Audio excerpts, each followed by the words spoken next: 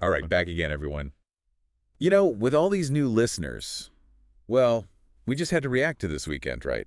I mean, did you see that at the Vitality Stadium? Oh, yeah. You just knew we had to do a deep dive on this one. Big win for Liverpool. It was a statement, wasn't it? Yeah, 2-0 against Bournemouth. yeah. They're looking unstoppable to equal Manchester United's 20 league titles now. It really does seem like it. 9 points clear at the top. It's starting to feel real, isn't it? Yeah. And we've got a ton of stuff here. Expert opinions, fan reactions. We've even got some tactical breakdowns of the Bournemouth game. So let's dive in. Let's do it. See if Liverpool really are unstoppable like everyone's saying. Yeah, I mean, is this the year?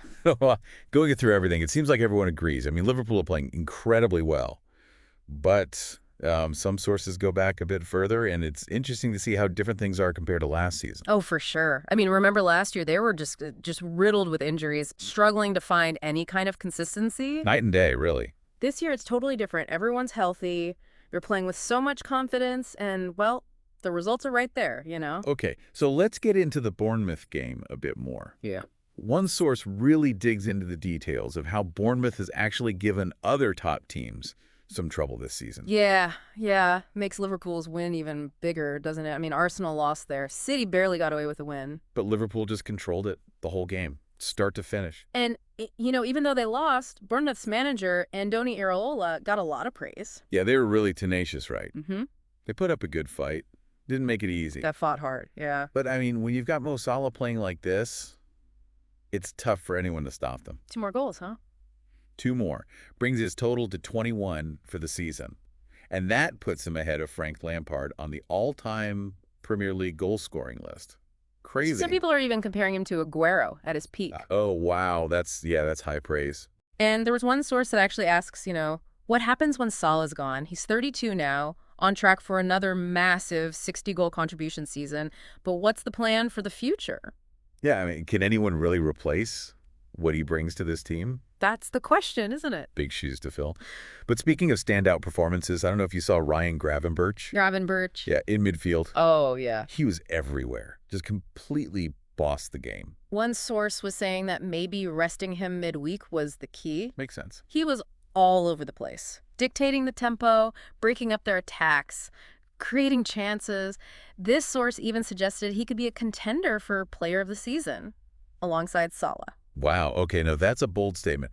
After that performance, though, I mean, I could see why. He was incredible. It's interesting, though, because it seems like not everyone got the same kind of praise.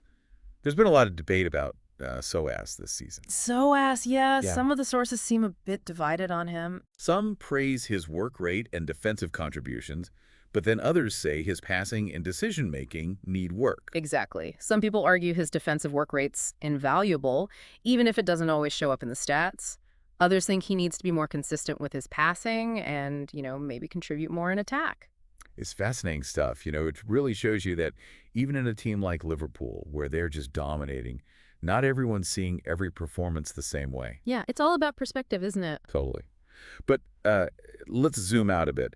One source made a really interesting point about this weekend's results and how they could affect, the mentality of the title race. Oh, yeah, that was a good one. They were saying that, Liverpool just winning so easily, while Arsenal have this huge match against City, it could create a real mental shift.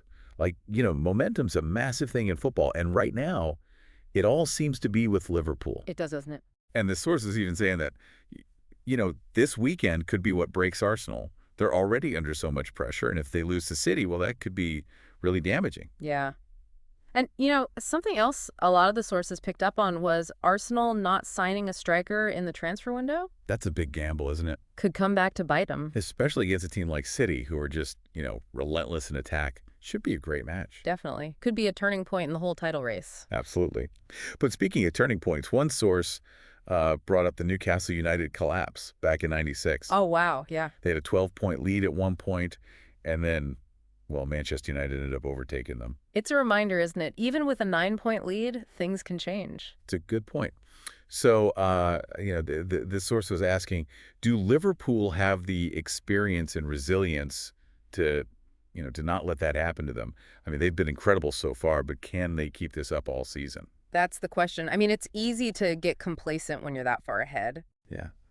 And this source was saying that, the closer they get, the more the pressure will build. It's true. It's a different kind of pressure.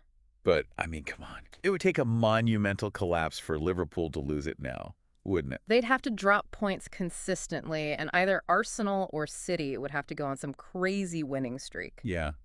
And looking at their remaining games, well, it's hard to see where they're going to drop points. They've got a few tough ones, but there are a lot they should win pretty easily. Yeah. But then again, that's football, isn't it? Anything can happen. Exactly. That's why we love it. Absolutely. It's going to be exciting, that's for sure. Oh, yeah. A real roller coaster ride to the finish. And for Liverpool, well, it'll be interesting to see how they deal with the pressure as they get closer to that historic 20th title. It must be intense. I mean, speaking of intensity, I found this fan reaction. I just had to share it. It was hilarious. This guy was basically complaining about how dominant Liverpool are, saying they're going to equal United's record. Oh, no. Poor guy, right? Some fans are already resigned to it. Like they've accepted defeat. It's not over till it's over, though, is it? Exactly. Anything can happen. And even if they do win the title, there are still some big questions for them, going forward. Oh, like, okay, so come on, spill the beans. What are these big questions hanging over Liverpool? Well, it all comes back to, sustainability. Even if they win the title this year, can they keep this up? It does seem like every single source we looked at touched on this. It's not just about this season, right? It's about building something that lasts. Yeah, exactly. And that's the tricky part. I mean, we were talking about Salah earlier, right? Yeah, finding someone to replace him. And he's not the only one. There are other key players getting older, too. It's about finding the right players to, to keep those standards high.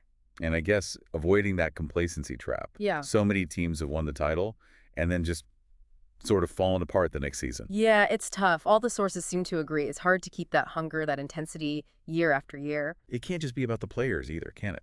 I mean, it's the manager, the coaches, the whole structure of the club. Right. Creating that environment where everyone's pushing to get better. So where does this leave Liverpool? I mean, are they really unstoppable? Are we about to see, a period of total domination?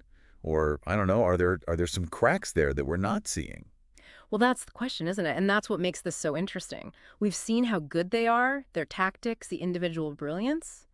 But we've also seen these potential issues, these long-term questions they'll have to face. It's like we've really gone deep here, looked at every angle. And we've got more to think about now than when we started. I know, right? It's crazy. That's what I love about these deep dives. We get past the headlines and really get into the details, the things that make you think. So I guess to sum it all up, it seems like, well, everyone thinks Liverpool are going to win the title. But the real challenge is what comes after. Can they build a dynasty? Can they stay at this level? Guess we'll have to wait and see. And that's where you come in, right? We want to hear what you think. What's your prediction for Liverpool? Do you see them dominating for years? Or will it be a short reign? Let us know. Because, the story's far from over. Absolutely. So thanks for joining us for this deep dive, everyone. It's been a wild ride. Until next time, keep thinking.